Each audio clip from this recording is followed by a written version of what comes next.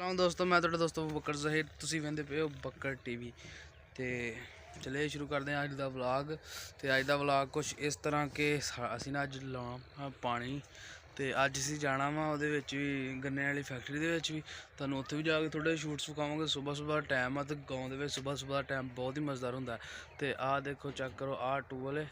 ਤੇ ਇਹ ਅਸੀਂ ਇਹ ਤੋਂ ਸਿਰਫ ਗਾਲਾਂ ਗੂਲਾਂ ਖੋਲ੍ਹਣਾ ਤੇ ਖੋਲ੍ਹਦੇ ਹਾਂ। ਤੇ ਆਹ ਇਹਦਾ ਸਾਰਾ ਕੁੱਠੜ ਇਹਨੇ ਢੱਟ ਕੇ ਤੁਹਾਨੂੰ ਲਿਆ ਕੇ ਨਾ ਆਹ ਉੱਤੇ ਲਾਤਾ। ਤੇ ਆਹ ਮੈਂ ਲੈ ਆਇਆ ਰੈਂਚ, ਤੇ ਇਹਨੂੰ ਖੋਲ੍ਹਣਾ। ਤੇ ਅੱਜ ਇੰਸ਼ਾ ਅੱਲਾਹ ਮੇਰੇ ਦੋਸਤ ਵੀ ਆ ਰਹੇ ਨੇ ਦੋ, ਤੇ ਉਹਨਾਂ ਨਾਲ ਵੀ ਤੁਹਾਡੀ ਮੁਲਾਕਾਤ ਕਰਵਾਵਾਂਗਾ।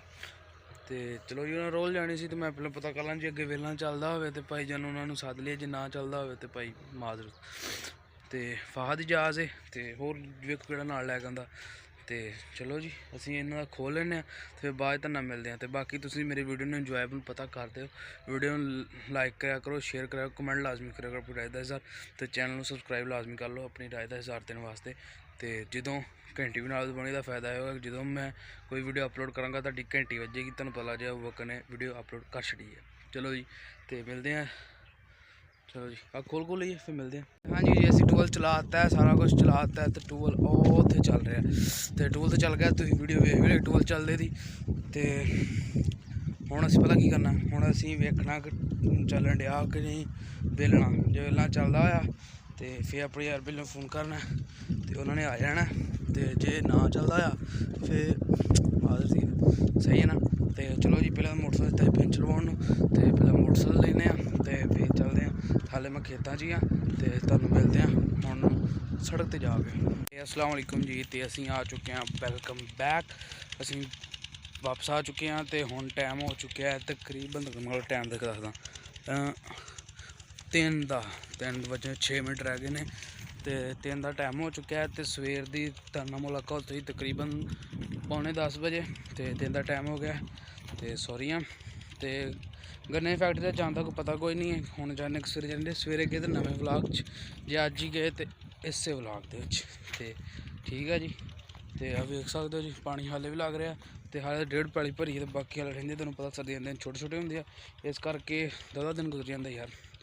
ਤੇ ਸਵੇਰ ਦੇ ਪੈਲੀਆਂ 'ਚ ਹੀ ਆ, ਤੇ ਤੁਹਾਨੂੰ ਮਿਲਦੇ ਹਾਂ ਸਿਰਫ ਪਾਣੀ ਲਾ ਕੇ ਫਿਰ ਟੂਲ ਤੇ।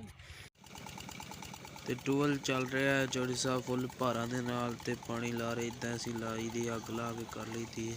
ਤੇ ਬਾਕੀ ਪਾਣੀ ਮਾਸ਼ਾਅੱਲਾ ਦੇਖੋ ਹੀਰਿਆਂ ਦੀ ਤਰ੍ਹਾਂ ਨਿਕਲ ਰਿਹਾ ਹੈ। ਕਿੱਡਾ ਜ਼ਬਰਦਸਤ ਨਜ਼ਾਰਾ ਹੈ। ਪਿੰਡ ਦਾ ਨਜ਼ਾਰਾ ਹੀ ਕੁਛ ਹੋਰ ਹੁੰਦਾ ਹੈ, ਕਿਉਂਕਿ ਪਿੰਡ ਦੇ ਨਜ਼ਾਰੇ ਦੇ ਵਿੱਚ ਜਿਹੜੇ ਲੋਕ ਰਹਿੰਦੇ ਨੇ ਉਹਨਾਂ ਨੂੰ ਪਤਾ ਹੈ ਕਿ ਕਿੱਡਾ ਜ਼ਬਰਦਸਤ ਨਜ਼ਾਰਾ ਹੁੰਦਾ ਹੈ ਪਿੰਡ ਦਾ। ਸੁਬਾਹ ਦਾ ਮੌਸਮ ਤੇ ਆਪਣਾ ਹੀ ਨਜ਼ਾਰਾ ਹੈ। ਦੇਖੋ ਕਮਾਦ, ਹਰਿਆਲੀ ਹਰ ਬੰਨੇ।